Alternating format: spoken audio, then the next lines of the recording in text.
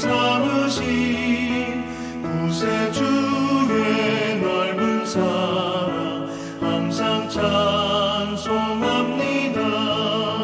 나를 일꾼 삼으신 주 크신 능력 주시고 언제든지 주 뜻대로 사용하여 주소서. 내게 부어주시려고 그대의 예비하신 주 주의 은혜 채워주사 능력 있게 하소서. 나를 일꾼 삼으신 주 크신 능력 주시고 언제든지 주 뜻대로 사용하여 주소서.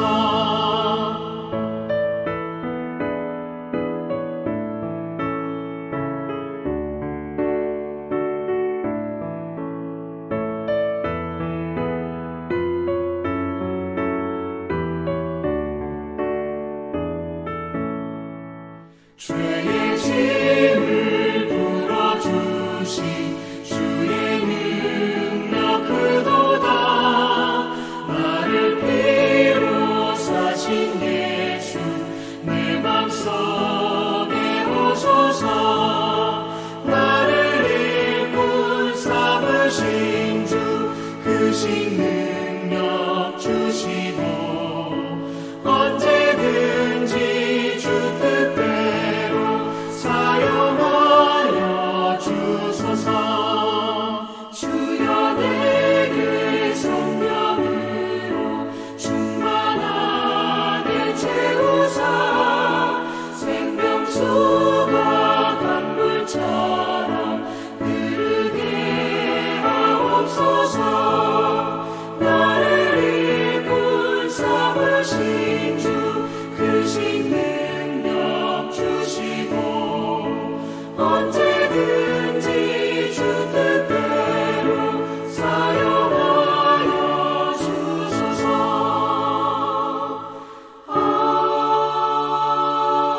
아멘.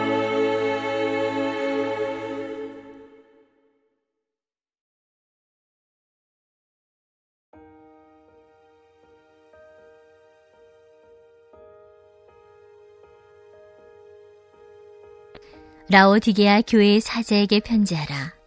아멘이시오. 충성되고 참된 증인이시오. 하나님의 창조의 근본이시니가 이르시되 내가 네 행위를 아노니 내가 차지도 아니하고 뜨겁지도 아니하도다. 내가 차든지 뜨겁든지 하기를 원하노라. 내가 이같이 미지근하여 뜨겁지도 아니하고 차지도 아니하니 내 입에서 너를 토하여 버리리라. 내가 말하기를 나는 부자라. 부요하여 부족한 것이 없다 하나 내 곤고한 것과 가련한 것과 가난한 것과 눈먼 것과 벌거벗은 것을 알지 못하는도다. 내가 너를 권하노니 내게서 불로 연단한 금을 사서 부유하게 하고 흰옷을 사서 입어 벌거벗은 수치를 보이지 않게 하고 안약을 사서 눈에 발라 보게 하라. 무릇 내가 사랑하는 자를 책망하여 징계하노니 그러므로 내가 열심을 내라. 회개하라. 볼지어다 내가 문 밖에 서서 두드리노니 누구든지 내 음성을 듣고 문을 열면 내가 그에게로 들어가 그와 더불어 먹고 그는 나와 더불어 먹으리라. 이기는 그에게는 내가 내 보좌에 함께 앉게 하여 주기를 내가 이기고 아버지 보좌에 함께 앉은 것과 같이 하리라.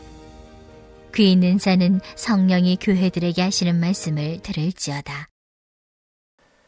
오늘 본문에 등장하는 교회는 소아시아 7개 교회 중에 마지막 7번째에 해당하는 교회, 뜨겁지도 차지도 않은 탓에 책망을 받은 라오디게아 교회입니다. 당시 라오디게아는 지역적으로 수질이 좋지 않고 물이 부족한 탓에 인근의 두 지역, 북쪽으로부터 10km 정도 떨어진 히에라폴리스와 동쪽으로부터 16km 정도 떨어진 골로새로부터 물을 공급받아 사용했는데요. 히에라폴리스의 물은 뜨거운 온천수로 치료 효과가 있었고 골로새의 물은 착한 물로 정신을 맑게 하는 효과가 있었다고 합니다. 문제는 이토록 먼 거리에서 물을 끌어오다 보니까 이 수도관을 통해서 운반하는 도중에 두 곳의 물이 모두 식어서 미지근한 물이 되었고 그로 인해 토하고 싶을 만큼 역겨운 냄새와 맛이 난다는 것이었는데요. 지금 저의 이야기를 듣고서 물이 미지근한 것과 구토를 유발하는 것이 어떤 관련이 있지? 이렇게 생각하시는 분이 분명히 계실 것 같습니다. 우리도 식당 가면 찬물이나 뜨거운 물보다는 두 물을 적당히 섞어서 미지근하게 마시기도 하고 오히려 그런 미지근한 물이 나이가 들수록 몸에 부담을 덜 준다고 하잖아요. 자, 그래서 조금 더 구체적으로 제가 설명을 드리면 북쪽의 히에라폴리스 이 아래쪽에 파무칼레라고 하는 지역이 자리하고 있습니다. 이곳은 하얀 석회층이 기이한 장관을 이루고 있는 석회봉이 있는데요. 오늘날 세계문화유산으로 등재되어 많은 관광객이 찾는 곳이기도 합니다. 이렇게 집안이 석회암으로 된 지역을 히에라폴리스의 물이 지나쳐 내려오면서 다량의 석회질과 철분이 섞인 물이 되다 보니까 이것이 구토의 주 원인이 된 것이죠. 자, 오늘 보면 15절과 16절에 라오디게아 교회를 가리켜서 뇌가 차지도 아니하고 뜨겁지도 아니한 교회라고 뇌가 미지근하여 너를 토하여 버리리라 이런 말씀이 있는 것은 바로 이 식어버린 역겨워진 물을 빗댄 표현으로 당시 라오디게아 교회 성도들에게는 단번에 이해되는 표현이면서 동시에 이 표현은 라오디게아 교회의 영적 상태를 깨닫게 하는 그런 표현이었습니다. 자, 그럼 라오디게아 교회의 영적 상태가 어떠했는지 구체적으로 살펴봐야 되겠죠. 자, 본문 17절의 말씀입니다. 17절의 말씀을 저와 여러분이 함께 읽겠습니다. 내가 말하기를 나는 부자라 부요하여 부족한 것이 없다 하나 내 곤고한 것과 가련한 것과 가난한 것과 눈먼 것과 벌거벗은 것을 알지 못하는도다. 당시 라오디게아는 외부에서 물을 공급받아야 하는 지역이란 이 핸디캡만 놓고 보면 살기 불편한 도시라 생각하실지 모르겠지만 그렇지 않습니다.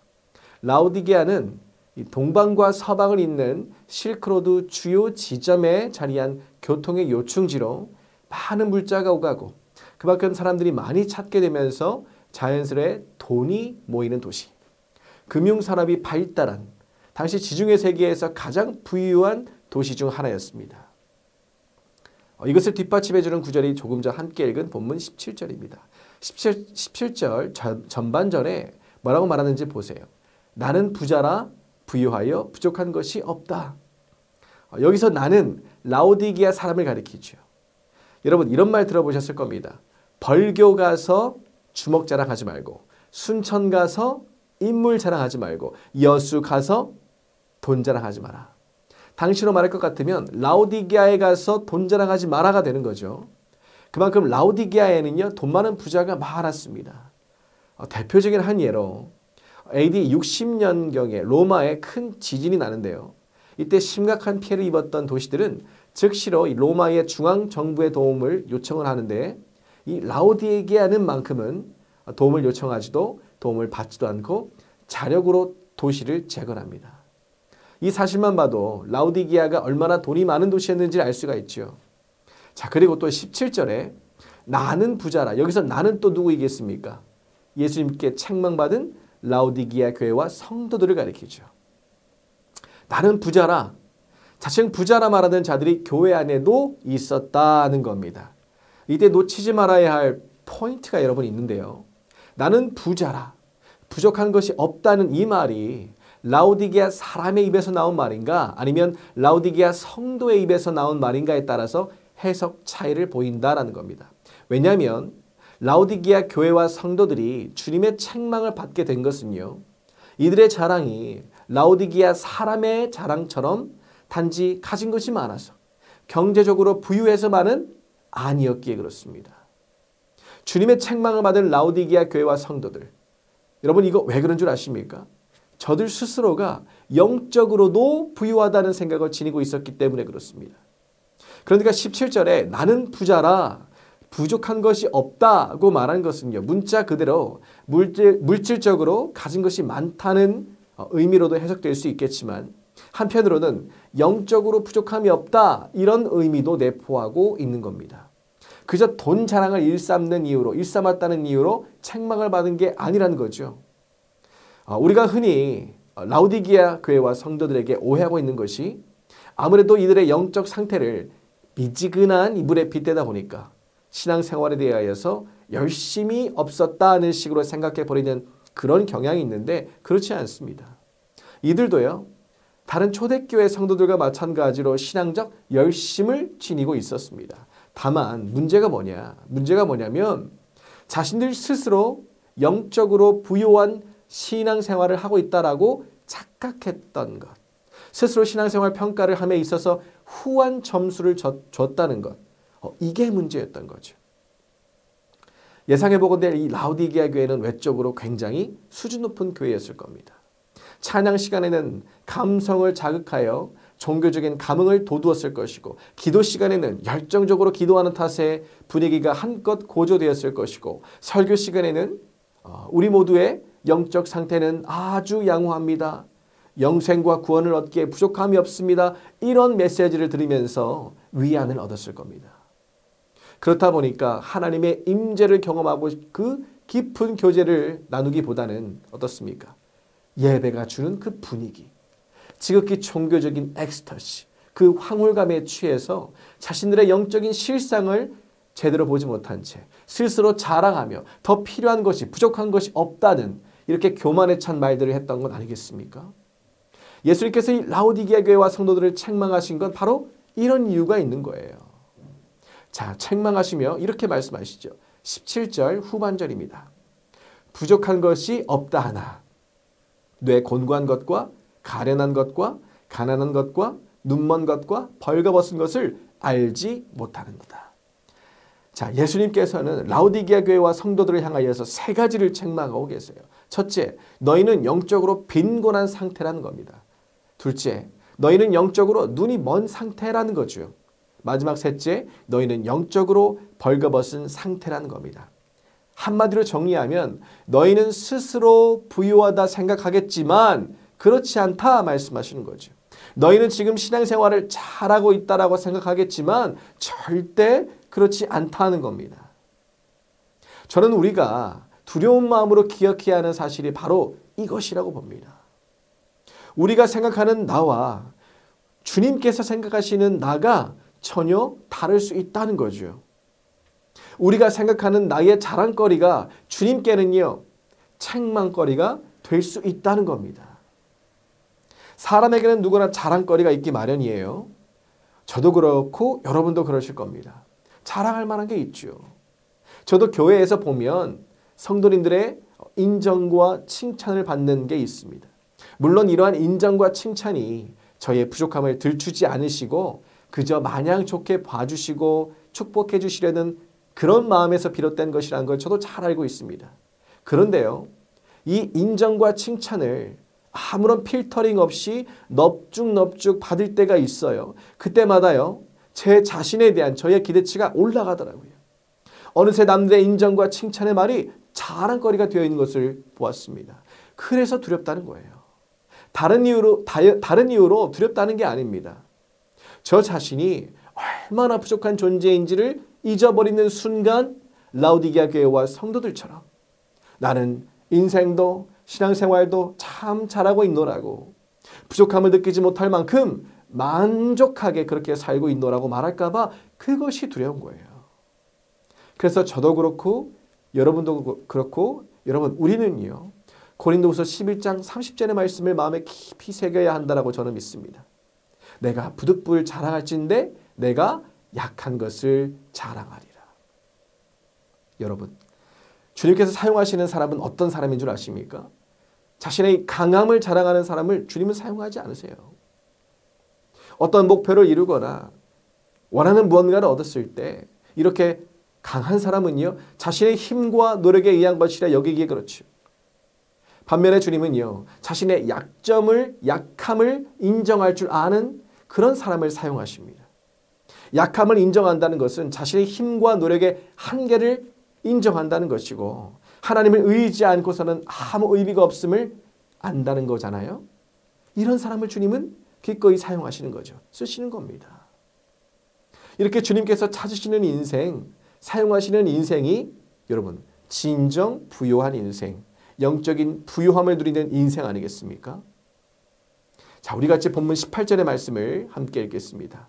내가 너를 권하노니 내게서 불로 연단한 금을 사서 부요하게 하고 흰옷을 사서 입어 벌거벗은 수치를 보이지 않게 하고 안약을 사서 눈을 발라 보게 하라.